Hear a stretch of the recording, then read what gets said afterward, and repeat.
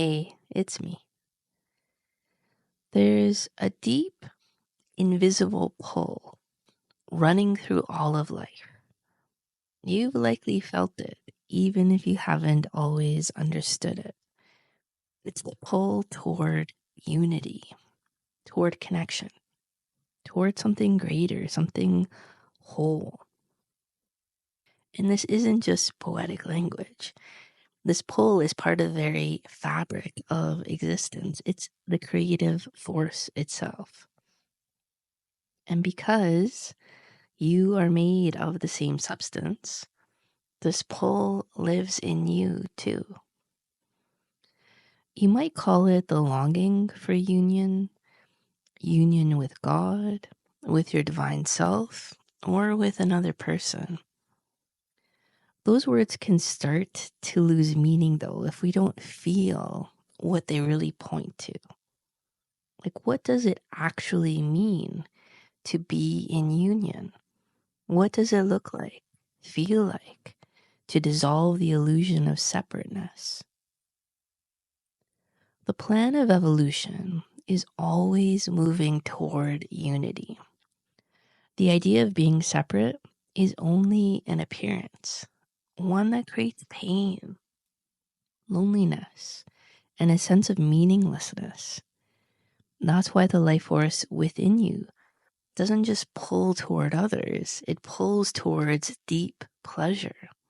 Because real life and true pleasure are one and the same. And resisting this movement, resisting that pleasure, that connection, is what creates suffering. Now, most of us, at some level anyway, fight against this. Why? Well, because something in us believes that surrendering to this pull means losing ourselves. That giving in to the stream of life might somehow mean annihilation. So instead of merging with the stream, we swim against it. We fear that contact with another will overwhelm us. We equate union with loss. And that creates an inner war, one deeper than any childhood wound or past experience. Of course, our personal histories matter. Our fears and pain often have roots in our past. But beneath all those layers is a deeper, universal conflict. We fear the very force that wants to bring us to wholeness. We distrust life itself. And since life lives inside us, we also come to distrust our own inner nature, our body, our instincts, our desires. I think this is why so many people split the body from the spirit. It's why for centuries teachings have called the body sinful while painting the spirit as pure. But this duality is false. The split isn't real. It only exists because of the fear that trusting your own life force will lead you astray. But what if it's the opposite? What if your instincts, when not distorted, are sacred? What if they are part of the divine? This conflict, the push and pull between surrender and resistance, is what creates most of our pain. We fear our own instincts. We fear pleasure. And yet, we can't eliminate the desire for a connection. So it becomes distorted. We reach for contact and we sabotage it. We experience intimacy, but with hurt, blame, shame, or fear woven into it. You see, when we resist the pleasure stream, the life force, it doesn't disappear. It just finds distorted ways to express itself. Pleasure becomes linked with pain. We associate feeling good with guilt or fear.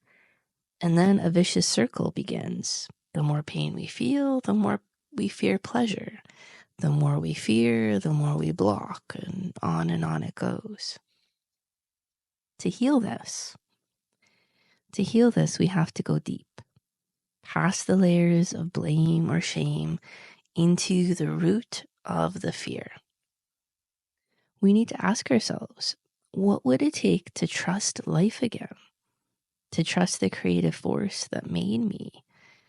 To trust that pleasure is not wrong, it's sacred. This journey takes courage. It asks us to stop rejecting ourselves, to stop splitting our nature into good and bad. And it means facing what we don't like in ourselves, not to condemn it, rather to understand it, transform it, and reconnect to its original truth. Okay, let's get practical. Let's talk about something that seems small, even psychological, when it's actually deeply spiritual. Frustration.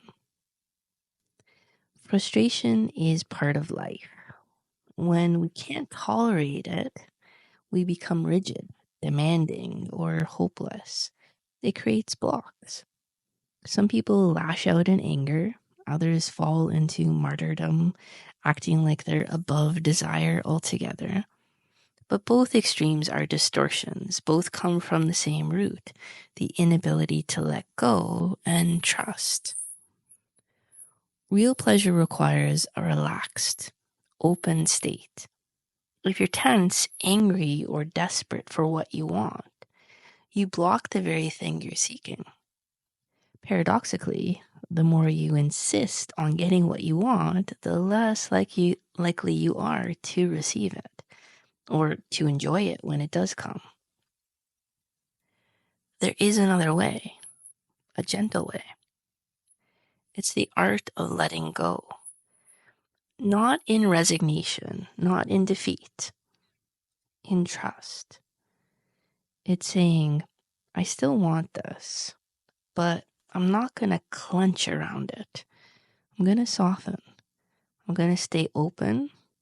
I'm going to let life carry me. This attitude creates a state where fulfillment becomes possible, where pleasure flows in, where you feel good, not because you got your way, but because you aligned with life itself. And here's the beautiful paradox. When you stop grasping and start flowing, what you desire begins to meet you. Fulfillment comes, not by force, by resonance. Because you've created the inner conditions for it. You might not get everything exactly when you want it, but you'll get what matches your frequency. And more importantly, you'll enjoy what you have. That's the power of trust. So let's bring it all together. Your deepest nature is not your enemy. Your instincts are not a threat to your spirituality. They are part of it. When you trust them, when you stop fighting against yourself, you align with the cosmic flow.